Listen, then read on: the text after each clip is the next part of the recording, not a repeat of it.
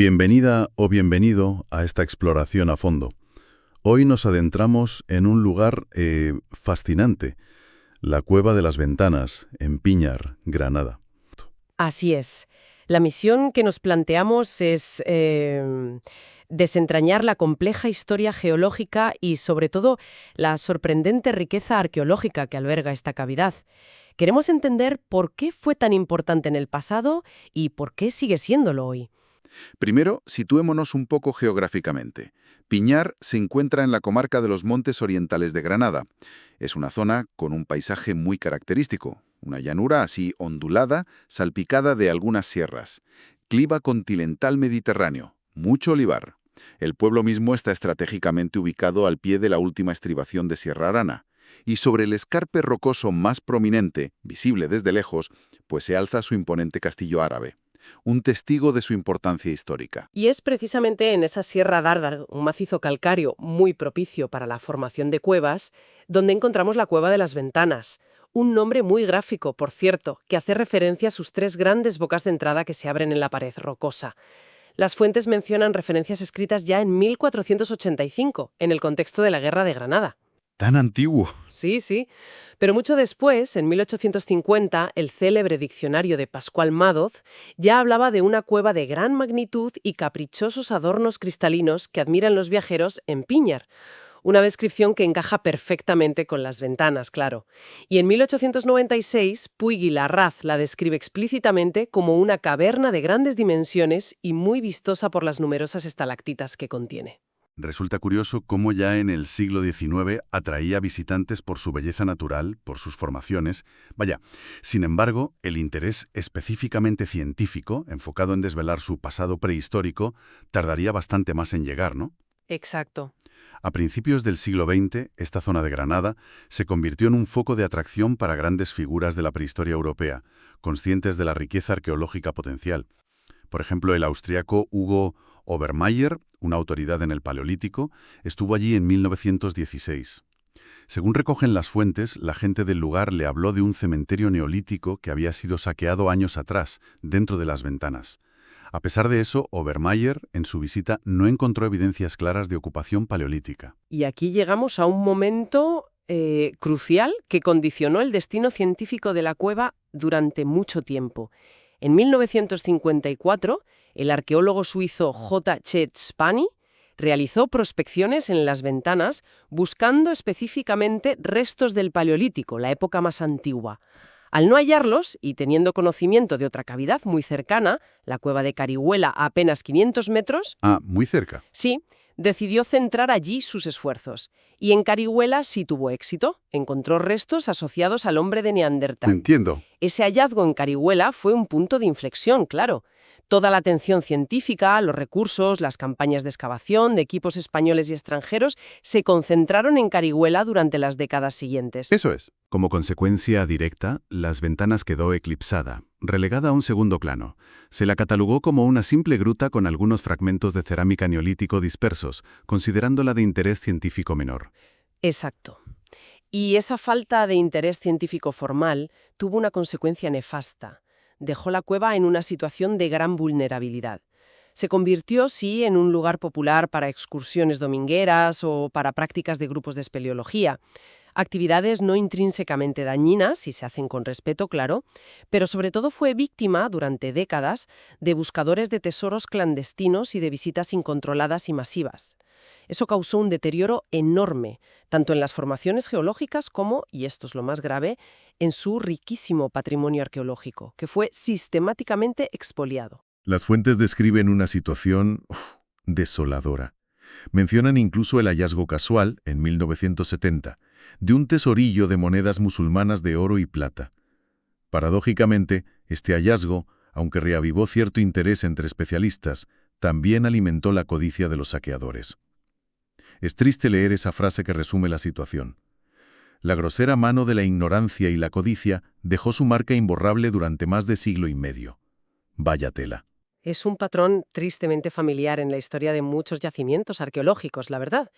Antes de que surgiera una conciencia social e institucional sobre la necesidad imperiosa de proteger nuestro patrimonio, La falta de valoración y de medidas de protección efectivas dejó el campo libre al deterioro y al saqueo. Pero la historia de las ventanas también es una historia de reacción y recuperación. Eso es lo bueno. Las fuentes audiovisuales ponen mucho énfasis en cómo la propia gente de Piñar empezó a movilizarse, a tomar conciencia del valor de su cueva y de la necesidad de protegerla. Ese impulso vecinal, canalizado y liderado por el ayuntamiento, fue absolutamente clave. Efectivamente, esa presión social y política culminó en 1994, cuando la Delegación Provincial de Cultura de la Junta de Andalucía tomó la decisión administrativa de cerrar oficialmente la cueva. El objetivo era doble: proteger los restos arqueológicos que aún pudieran conservarse en su interior y salvaguardar también unas pinturas rupestres esquemáticas que se habían localizado en un abrigo rocoso muy próximo a una de las entradas. O sea que no solo era la cueva en sí. No, también el entorno inmediato. Ese cierre fue el primer paso, y poco después, a finales de 1996, arrancó el ambicioso proyecto de rehabilitación y puesta en valor turístico y científico. Fue un proyecto complejo que implicó la colaboración de varias administraciones: el Ayuntamiento de Piñar como principal impulsor, la Diputación Provincial de Granada, el INEM, que facilitó programas de empleo, y la propia Junta de Andalucía. Los trabajos fueron increíblemente minuciosos. Se realizó una limpieza exhaustiva del interior, retirando toneladas de escombros y basura acumulados durante años. Madre mía, toneladas. Sí. Y bajo una supervisión arqueológica constante y rigurosa, se procedió a la delicadísima tarea de limpiar centímetro a centímetro los innumerables grafitis que afeaban las paredes y techos. Imagino la paciencia y el cuidado extremo que debió requerir esa limpieza de grafitis sin dañar la roca original ni posibles vestigios ocultos, ¿no? Absolutamente, una labor de chinos, vamos. Paralelamente, se documentó y registró todo el material arqueológico que iba apareciendo durante esas labores de limpieza. Además, se encargaron estudios específicos para evaluar el impacto ambiental que tendría la futura afluencia de visitantes en el microclima y el frágil ecosistema subterráneo. Todo este esfuerzo culminó en 1999 con la inauguración de la Cueva de las Ventanas como la primera cueva acondicionada para la visita turística en toda la provincia de Granada. Un hito importante. Para hacerla visitable, se diseñó un recorrido de aproximadamente 500 metros. Una de las grandes ventajas de las ventanas es que su galería principal es bastante horizontal en el tramo inicial, lo que facilitó mucho la adaptación para hacerla accesible.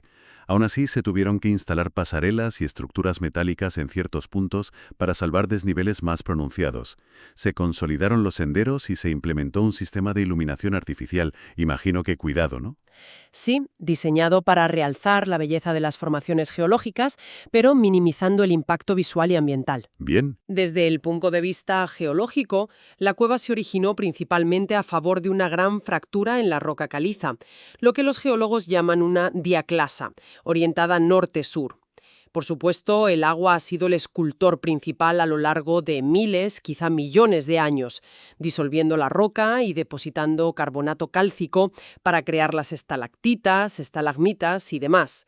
Hay evidencias claras de que la cueva ha experimentado reactivaciones hídricas periódicas, inundaciones parciales, algo que sin duda influyó en cómo y cuándo la utilizaron los grupos humanos prehistóricos. En total, se conoce más de 1 kilómetro de galerías y su desnivel total es de unos 37 metros. Y un dato clave para entender su uso: la temperatura interior es muy estable durante todo el año, manteniéndose en torno a los 13 grados Celsius. ¡Ay, fresquito constante! El recorrido turístico que se ofrece hoy, según describen las fuentes, comienza en esa espectacular sala de entrada, ¿no? Amplia y relativamente plana, de unos 40 metros de largo por 20 de ancho. Eso es. Desde allí se avanza por El Pasillo, una galería más estrecha, de unos 30 o 40 metros de longitud, donde la oscuridad ya es total, se pierde la luz natural.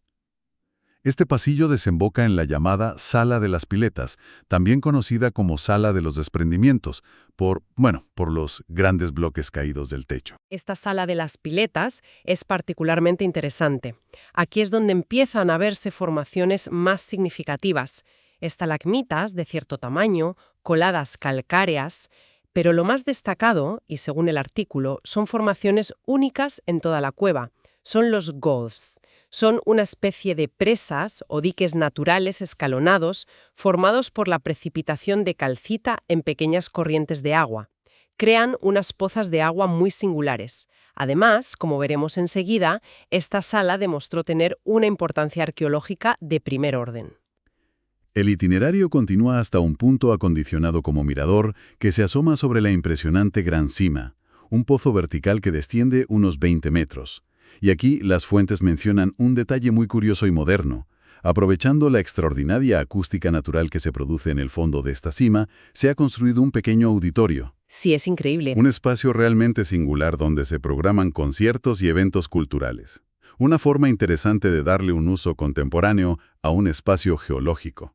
Sin duda, una integración original de cultura y naturaleza subterránea. Tras el mirador de la cima, la ruta se adentra en la Galería Gruyère. Recibe este nombre tan gráfico por las caprichosas formas de erosión que el agua ha excavado en la roca, dejando multitud de oquedades y pasadizos interconectados, que recuerdan a los agujeros de ese queso suizo. Ya veo, ya. En esta galería se pueden admirar estalactitas y columnas de gran altura. Aquí el terreno se vuelve más irregular y unas pasarelas metálicas permiten descender de forma segura unos 15 metros por la denominada Cuesta de la Lluvia. Se llama así porque el agua de filtración a menudo gotea desde el techo, como si lloviera dentro. Desde allí el circuito retorna hacia la zona de la entrada, completando la visita turística. Y un aspecto fundamental que se resalta es que todo este recorrido se diseñó eliminando barreras arquitectónicas. Es accesible para personas con movilidad reducida. Eso está muy bien. Y ahora sí, llegamos al punto que supuso un vuelco total en la valoración de la cueva, la arqueología. Porque todo ese seguimiento arqueológico que se hizo durante los trabajos de limpieza y restauración no solo confirmó que había restos, sino que reveló una riqueza y una secuencia de ocupación absolutamente inesperadas. Se desmontó por completo la vieja idea de que Las Ventanas era una cueva secundaria o de poco interés comparada con Carihuela. Totalmente. De hecho, la magnitud de los hallazgos llevó a la creación de un equipo de investigación multidisciplinar, con más de 30 especialistas, de diferentes universidades, disciplinas, para estudiar todo lo que estaba apareciendo. Los descubrimientos fueron y siguen siendo realmente espectaculares. Abarcan desde la paleontología hasta la época medieval. En el ámbito paleontológico se encontraron restos de oso pardo, pero el hallazgo estrella fue sin duda el de la hiena manchada prehistórica, Crocuta crocuta. Y no se trata de unos pocos huesos aislados, no. Se identificó y excavó lo que fue, sin lugar a dudas, un importante cubil o guarida de hienas. Se recuperaron restos óseos pertenecientes a como mínimo 5 individuos de hiena de diferentes edades. Un cubil de hienas prehistóricas. Eso ya de por sí suena fascinante. Pero imagino que lo más relevante es lo que encontraron asociado a esos restos, ¿no? Exactamente. Junto a los huesos de las propias hienas apareció una enorme cantidad de restos de los animales que cazaban o carroñaban. Caballo salvaje, ciervo, uro, el toro salvaje antepasado de los actuales. Y aquí viene el dato verdaderamente excepcional. Se recuperaron entre 1000 y 2000 coprolitos. 2000. Madre mía.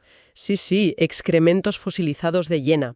Este hallazgo es de una importancia científica de primer nivel, porque es una de las mayores acumulaciones de coprolitos de hiena conocidas en toda la península ibérica, si no la mayor. Resulta sorprendente pensar que algo tan humilde como un excremento fosilizado pueda ser tan valioso. ¿Qué información concreta se puede extraer de ellos? Muchísima y muy diversa. El análisis de los coprolitos permite, por ejemplo, datar con precisión los periodos en que las hienas ocuparon la cueva. Además, al analizar el polen fósil que quedó atrapado en ellos, podemos reconstruir con un detalle asombroso cómo era el paisaje y la vegetación del entorno de la cueva en esa época. ¿Increíble? Y, por supuesto, estudiando los restos no digeridos, pequeños fragmentos de hueso o pelo, podemos conocer con gran precisión la dieta de estas hienas y confirmar la especie a la que pertenecían. Es como tener una ventana directa al ecosistema del Pleistoceno, un diario ambiental escrito por las propias hienas, vamos. Una verdadera cápsula del tiempo. ¡Qué pasada! Y en lo que respecta a la presencia humana, ¿qué revelaron las nuevas investigaciones? Se confirmó finalmente si hubo o no ocupación durante el Paleolítico, esa época tan antigua que buscaron sin éxito Obermeier y Spani. Que se había asumido durante décadas, el reanálisis detallado del material lítico de las herramientas de piedra recuperadas Aplicando nuevas metodologías, ha permitido afirmar que la Cueva de las Ventanas sí fue frecuentada por grupos humanos durante el Paleolítico Superior, la última fase de la Antigüedad de Piedra. Por fin. Finalmente se encontró la evidencia que se les escapó a los pioneros. Ese es un dato clave. Cierra un círculo de búsqueda de casi un siglo. Y después del Paleolítico Superior. Después de esa primera presencia, la cueva experimentó una ocupación humana muy intensa y continuada durante todo el Neolítico, el periodo que abarca aproximadamente entre el 5000 y el 3000 a.C. Se ha recuperado una cantidad ingente de material de esta época, miles de fragmentos de cerámica, muchas condecoraciones incisas o impresas muy características, herramientas fabricadas sobre hueso, como punzones y agujas, y numerosos objetos de adorno personal, brazaletes de concha o piedra pulida, cuentas de collar. Curiosamente, muchos de estos materiales neolíticos son muy similares a los encontrados en la vecina cueva de Carihuela, Ah, mira.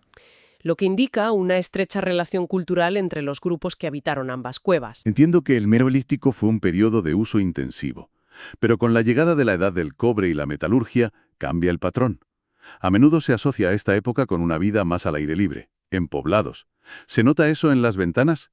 Quizás un uso menos frecuente del interior. Sobre aproximadamente 3000-2200 AC, la intensidad de la ocupación dentro de la cueva parece disminuir. La hipótesis que manejan los investigadores es que el foco principal de hábitat en ese periodo podría haberse trasladado al área justo delante de la entrada de la cueva, al aire libre, aunque esto aún requiere más investigación. Sin embargo, la cueva no se abandona. Durante la siguiente etapa, la Edad del Bronce, aproximadamente 2200-800 AC, la cavidad vuelve a ser utilizada de forma muy significativa, pero con un propósito principal diferente, como lugar de enterramiento colectivo. También hay evidencias de actividades relacionadas con el cuidado del ganado en el interior. Hablando de enterramientos, mencionaste el expolio sufrido durante tanto tiempo. ¿Se perdió toda la información sobre esos rituales funerarios? Muchísima información se perdió irremediablemente, eso es innegable. Una pena enorme. Pero, a pesar de la intensidad del saqueo, se tuvo la enorme suerte de poder excavar científicamente 2 sepulturas de la Edad del Bronce que habían permanecido intactas, selladas bajo sedimentos. ¡Qué bien! Esto es crucial, porque nos permitirá obtener información muy valiosa y directa sobre los rituales funerarios, la disposición de los cuerpos, los posibles ajuares que acompañaban a los difuntos y otros detalles sobre la vida y la muerte en esa época, información que se pierde por completo en los enterramientos expoliados. Qué importante es poder encontrar contextos intactos, desde luego. ¿Y qué ocurre en épocas más recientes, ya en periodo histórico? Se ha documentado también material de época hispano-romana. Han aparecido fragmentos de cerámica pintada, de la característica terra sigillata, esa cerámica roja brillante tan típica de Roma. Algunas tégulas, que son las tejas planas que usaban para las cubiertas, y restos de lucernas, las lámparas de aceite. Sin embargo, la cantidad no es muy grande, y por el momento no está del todo claro cuál fue el uso exacto que se le dio a la cueva durante el dominio romano. Podría haber sido un uso esporádico, quizás relacionado con el pastoreo. Ya. ¿Y la Edad Media? Mencionaste antes el tesorillo de monedas musulmanas. Sí, la presencia medieval es en cambio muy abundante y significativa. Se han recuperado numerosas cerámicas que indican una utilización continuada de la gruta desde la época del Califato de Córdoba, siglos IX-X, hasta el final del Reino Nazarí de Granada, siglo XV, con un pico de presencia especialmente importante durante el periodo almohade, siglos XII-XIII. Aquí se barajan principalmente 2 funciones complementarias. Por un lado, como un gran corral natural para guardar y proteger el ganado, sobre todo en épocas de inseguridad. Lógico. Y por otro lado, y esto parece muy probable, como lugar de refugio para las poblaciones locales en momentos de conflicto social o de incursiones militares, algo frecuente en esta zona fronteriza. Eso explicaría tanto el ocultamiento del tesorillo de monedas almohades que se encontró, como otro detalle que mencionan las fuentes, la aparición de vajilla de mesa de cierta calidad, cerámica utilizada para comer y beber, en un lugar tan poco doméstico como el interior de una cueva. Sugiere estancias prolongadas de gente refugiada. Exacto. Y quizás el dato más sobrecogedor que arroja el análisis de todo lo recuperado, a menudo de forma descontextualizada por los expolios, es la estimación de la cantidad de restos óseos humanos. Se calcula que pertenecen a un número mínimo de entre 150 y 200 individuos. 200. Uf, Todos ellos enterrados en la cueva a lo largo de la prehistoria, principalmente durante el Neolítico y la Edad del Bronce. Aunque el saqueo masivo nos ha privado de conocer los ajuares que acompañaban a la mayoría y de precisar la cronología exacta de muchos enterramientos. esa cifra confirma de manera rotunda la importancia primordial que tuvo la Cueva de las Ventanas como necrópolis, como espacio sagrado para depositar a los muertos, durante milenios. Una función que coexistió con su uso como lugar de hábitat, especialmente en las zonas más próximas a la entrada, donde las condiciones de luz y espacio eran más favorables. Es un archivo humano y cultural impresionante.